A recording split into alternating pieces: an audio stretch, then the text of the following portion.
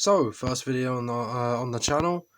As you gather by the title, it's going to be a little series I'm going to be starting that I like to call Deck Dissection. Basically, going through decks, not just for Yu-Gi-Oh, but for a few other games as well. Just breaking them down, doing the profile, explaining the general playstyle, which I'd imagine most people would already know if you know the deck. Possibly doing a couple of combos, most likely in a separate video, just a little combo video to show you how the deck works, just some of the cool things you can do. But yeah, this is going to be episode 1 of Deck Dissection, and as you can see, we're going to be starting off with Infernities, a little deck that I guess I like to call Don't Hate Just Negate, because that's the main point of this deck. I mean, Infernities had their time in the spotlight a few years ago, I believe, topping Worlds with Xyz Infernity being the topping build. Synchro Infernity and kind of like hybrid Synchro Xyz builds had their time as well. Around the same time, actually, I played a little bit of a hybrid of Synchro and Xyz deck. I just like the Synchro playstyle, but also some cool Xyz with the common ones that we used to be in, like Diamond Direwolf, of course, when we had Laval Chain. To facilitate so many different plays, but unfortunately we don't have that anymore. But now it's more of a Link and Xyz just negation semi-lockdown variant. So let's put the extract on one side. Let's get with the main deck to start off with. So we start off obviously with the monsters, the one copy of Archfiend, because well, we can only run the one Archfiend, and honestly, we all wish we could run more, but unfortunately we just don't have that now. But obviously always going to be a staple card. Special summons if you draw it and no other cards in hand. Searches any Infernity card from the deck on special summon, and is just a prime target for pretty much every way you can get it out. Necromancers, Monster Reborn, any other ways you can get it out. So there's the one Archfiend over there. Next up is, of course, the playset we have of Necromancer. Obviously, fantastic card, staple at 3. Can't afford to play any less, really. Invives your Archfiend and your other cards from the graveyard for more Xyz and Link plays.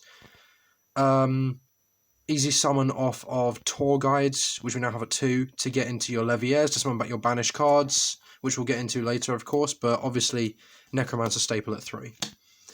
Next up, Patriarch.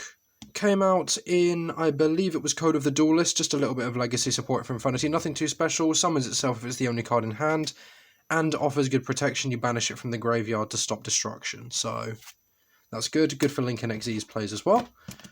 Next up, one Mirage. I don't think many people play this, but I do like my Mirage. Obviously can't be summoned from the deck, so no 1-for-1 plays there, unfortunately, but can summon it from the graveyard. Can summon it off a launcher.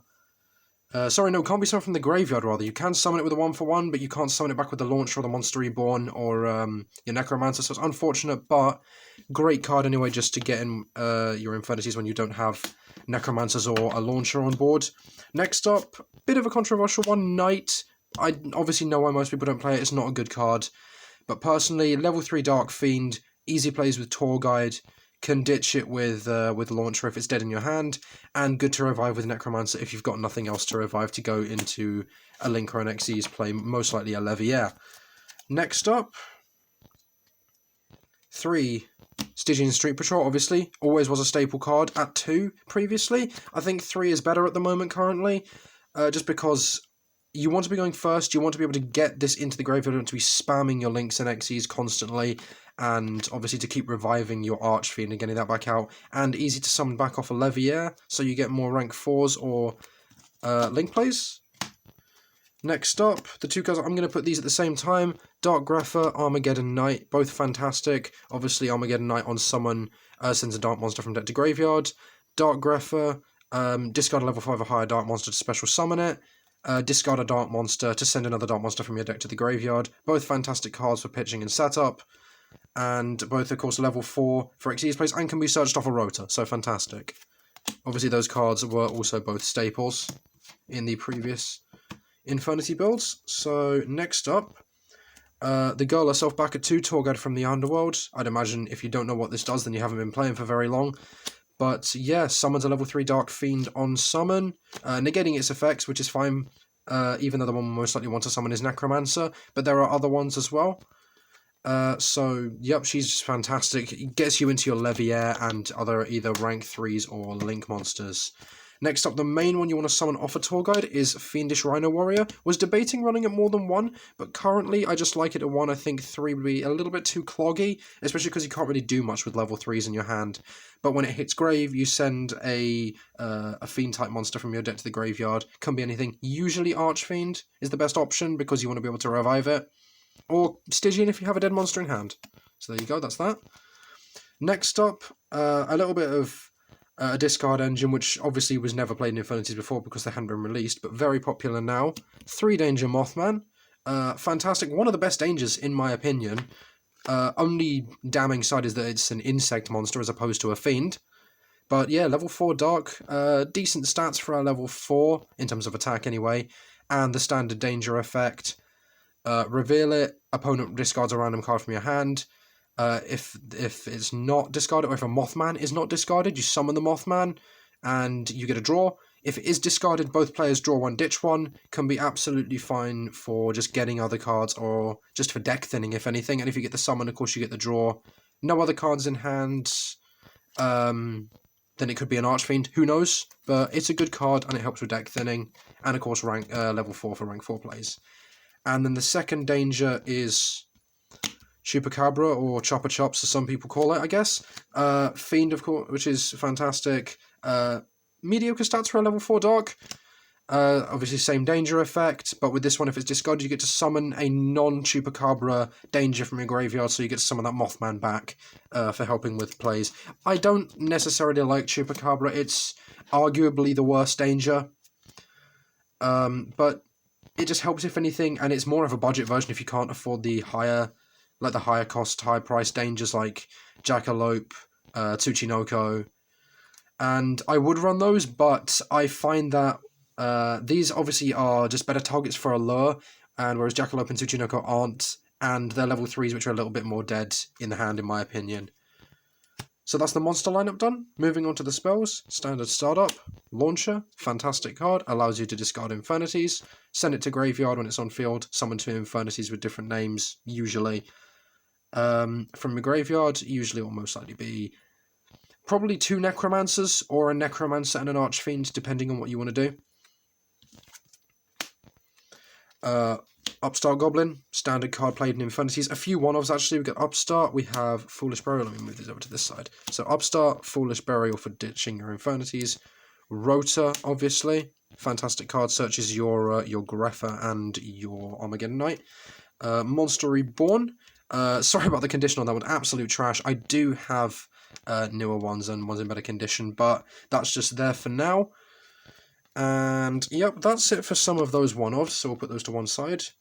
Next up, draw cards. Besides Upstart, obviously, we have triple Allure of Darkness, and 1 Into the Void as well. So, I mean, if only we could use more Into the Void, but that would be, I guess, a little bit too powerful. But they're both fantastic cards, obviously. They both plus you. And I guess Into the Void helps you for setting up your plays for next turn if you still have dead cards in hand. And if you have, for example, like a barrier set face down and you don't need cards in your hand, which is the whole point of this deck, obviously. Next up, our secondary revival option, Zero Max. Now, some Infernity players, I guess, might not know about this card, or people that don't play Infernities probably won't know about this card, because this was never played. I don't actually think it was out at the time. It might have been, I literally can't remember, it was too long ago. But yeah, you have no cards in your hand, summon an Infernity monster from your graveyard, destroy all face-up monsters on the field with attack lower than the special summon monster's attack, and you cannot conduct your battle phase the turn you activate Zero Max. So the standard play for this one, I would say, is use it to revive your Necromancer, use a Necromancer to revive an Archfiend. It's standard, basically. After that, it's just regular Infernity plays. And of course, this is a go first deck, so drawing up like 1 Zero Max is usually fine. I prefer the Monster Reborn, but it is what it is. Next up, World Legacy Succession. I like this card at 2. I did test it at 1, but I do prefer it at 2 because it summons your monsters back to your Link Monster Zones. And with something like Saryuja Skull Dread, it can help if you need just that 300 attack boost on your Archfiend or something else. Or you just need to get monsters on field. So that's there at 2 for a good revival option. Final spell card, Weird one, obviously no one runs this, but I really like how it works, and that's the 7th one. And I'll show you why with the extra deck. And then the final cards in the deck, trap cards, 4 trap cards, triple barrier, and a single break. This could come out for anything else. Strike, warning, probably not warning, strike, judgment, red reboot if you're playing against, I don't know, Altergeist or Paleozoics. But yeah, it's just there. I like break. It just has a little bit of a special place in my heart as well, just because no one sees it coming as well. It's easy removal, and of course the barrier is our main negate option, which is why because we don't need to run any of the solemns. Main deck done. Moving on to the extra. We'll start off with the Link monsters first, starting off with Beat Cop from the Underworld. Has great arrows, low attack obviously, but that's fine because we're not going to keep it on the field. And of course it places the, if you summon it with 2 dark monsters, it places the patrol counter, which prevents a card from destruction. Easy first link to go into. Next up, Phoenix. You could swap this out for either Wee Witch Apprentice, Cerberus, something like that. I prefer Phoenix because getting rid of field spells in the current game is just so much more powerful. So, fantastic card there.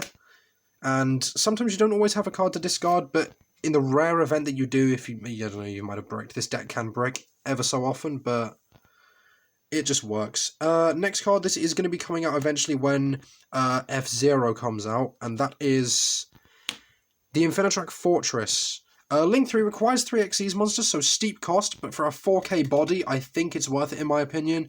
Also, unaffected by other monsters' effects, except those of Xyz monsters, which is fantastic, as we know effect protection is amazing on any card. Can't be destroyed by battle as well, except with an Xyz monster. Not many Xyz monsters are reaching values of 4,000 attack. And of course it's got the Xyz revival effect, which is absolutely fantastic. So revives an Xyz from your graveyard and steals an opponent's card, gives it to your Xyz as material, so you can continue to use that effects, maybe for like Digusto Emerald or something like that, or when Utopic Future Dragon comes out, when we finally have that, it'll be it could be useful for that, but it'll probably be coming out eventually. I just like it there as a placeholder. And next up, of course, the main negate card, best girl of the deck, Apollosa, Bow of the Goddess. Fantastic card. I'd imagine you know what it does right now if you've been playing the game for at least a month. But Link 4, attack question mark, gains 800 attack for each monster used as material for its Link summon. And you can only control 1 for very good reason, because once per chain, not once per turn, keep in mind, once per chain, when your opponent activates any monster effect, the quick effect, you can have this card lose exactly 800 attack, and then you negate the activation. Fantastic for just getting rid of a lot of monsters. Even negates the Boral Swords, of course, like anything like that, Boral Sword. If you get it right, can probably stop the Avramax. And yeah, brilliant card overall. Can't go without it in this deck. Next up, moving on to the Xyz toolbox. Triple Levier. Was debating 2, but I really like 3 at this point. Just because if you want to keep chaining off and you can't revive this or anything, or it's lost its materials, you can use it for a link play and then just go into another one with your Necromancers or anything else like that that's level 3. Obviously, detach 1 summons a level 4 or lower banished monster. So brilliant, revives your Stygian Street Patrols after they've been banished, or anything your opponent might have called by the grave, for example. So, fantastic card there. Next up, 2 more rank 3s to go. We have Dante, Traveller of the Burning Abyss. Just a nice little rank 3. Mills you for 3, which can be good. Obviously made for Burning Abyss, which, I mean, it's amazing in. But, yeah, it's just nice. Becomes a 2500 beta if entirely necessary, and then becomes a 2500 wall afterwards. And the last one is Rabarian Shark, which, I mean, I never go into, but it's there, because why not? If I ever get Pot of Extravagance, then this is just going to be like, I hope to get rid of this out of the extra deck with Extravagance, but I mean, I probably won't, knowing my luck. But it can be there. It can be used to place the 7th one on top of your deck if you want to go into late game plays and you've shuffled your numbers back in, of which there are only 3 numbers in this deck. And next, rank 4, start of the rank 4s, Daigusto Emerald. Everyone knows that this does. Recycles your monsters, or extra deck monsters is actually what it's better for. Just getting your XEs back into the extra deck, or your links, depending on what you want to do. So yeah, fantastic card there. Happy we have it back at 1. And next up we have the second number, Master Key Beetle, number 66. 2 Dark Monsters, level 4, which of course all of them are. And yeah, detaches 1 to protect a card and can blow up the protected card if it itself would be destroyed. So decent for a Dark Xyz deck, was always welcome back in Xyz Infernity. Next up, we have Castell. I agree with a friend of mine's opinion on this one. If you can run rank 4s, you should run Castell. It's just a straight up spin. It just spins something straight back into the deck, which is absolutely fantastic. No more explanation really needed on that one. And once it's dead, of course, it works for your link plays, and you detach 2 materials, so you get your stuff back in the graveyard instantly. Dweller, which has been seeing a little bit more play recently, I feel like, but not always, but I just like Dweller. It shuts down so many decks, and if you've got nothing left, if your opponent's broken your 7 negate board after turn 1, then you can easily just lock them out of their own graveyard with Dweller. Finally, this is the 7th one, targets, or just a regular target if you need it. Silent Honor's Arc, and the rank up form Silent Honor Dark. So I'd imagine you know what these do. Dark's effect really doesn't matter that much because we hardly ever go into it, which is why I'm honestly debating just throwing this out of the deck and just waiting for Utopic Future Dragon to come in, or even possibly running more numbers in Utopic Zexal. Although I really don't like that card because it just makes it a little bit less fun. I say while reviewing a 7 negations turn 1 deck. But regardless, Arc is fantastic, gets over your opponent's monsters if you happen to be going second, which you really don't want to do with this deck in all honesty. You want to go first so you can set up your board. And Dark, obviously, Self-Revival, just fantastic cards, both in their own right. So yeah, there we go. That is Infernity Don't Hate Just Negate. So yeah, hope you guys have enjoyed. Look forward to the next video. I have a few decks lined up to review. I'm not sure which one I'm going to do yet, but yeah, and I'll probably end up doing an Infernity combo video at some point soon. So yeah, thanks for watching, and take it easy.